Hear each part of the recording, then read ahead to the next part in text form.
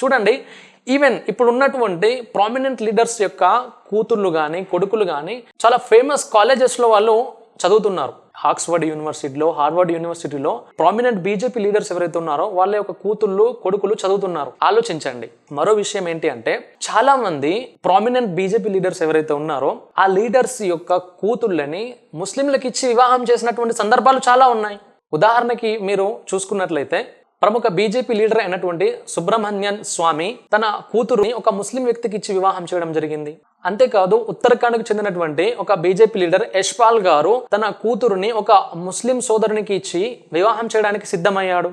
అంటే వాళ్ళు బంధుత్వాలు కూడా కలుపుకోవడానికి ముందుకు వస్తున్నారు.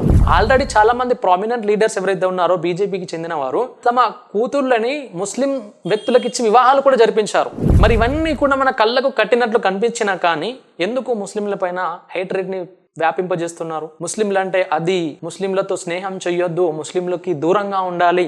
మనం ఏ వీడియో పెట్టినా కానీ, ఏ వీడియో సోషల్ మీడియాలో అప్లోడ్ చేసినా కానీ దాని కింద కామెంట్స్లో చూసినట్లయితే ముస్లింలు అది, ముస్లింలు చరిత్రలో ఏ విధంగా చేశారో, ముస్లింలు చరిత్రలో అది చేశారు, ఇది చేశారని రకరకాలైనటువంటివి చరిత్ర గురించి నాలెడ్జ్ లేని వాళ్ళు కూడా కామెంట్ చేయడం ప్రారంభిస్తారు.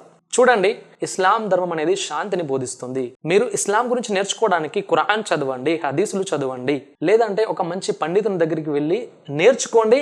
ఆ తర్వాత కామెంట్ చేయండి. ఆ తర్వాత కామెంట్ చేసినట్లయితే దానికి అర్థం అనేది ఉంటుంది. అంతేకాని ఏ విధమైనటువంటి ప్రాపర్ నాలెడ్జ్ లేకుండా దాన్ని ఖురాన్ని కానీ హదీస్ని కానీ అర్థం చేసుకునే విధంగా అర్థం చేసుకోకుండా ముస్లింల పైన ఏ విధమైనటువంటి అభాండాలు మోపకూడదు.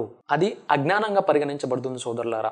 ఎందుకంటే ముస్లింలు మనుషులే, హిందూ సహోదరులు మనుషులే, క్రిస్టియన్ సోదరులు మనుషులే, ఇంకా ఏ వర్గానికి చెందిన వారైనా కూడా మనుషులే. మనుషులందరూ కూడా ఏం కోరుకుంటారు? శాంతిని కోరుకుంటారు. శాంతితో జీవితాన్ని గడపాలని కోరుకుంటారు. ఆ శాంతినే ఇస్లాం కూడా బోధిస్తుంది. కాబట్టి మీ అందరితో నేను ఆశించేది ఏమిటి అని అంటే, మనం హేట్రేడ్ని స్ప్రెడ్ చేయకూడదు. మనం ప్రేమని పంచుదాం.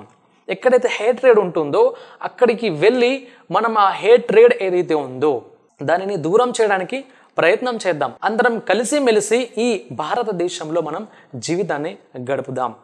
జై హింద్.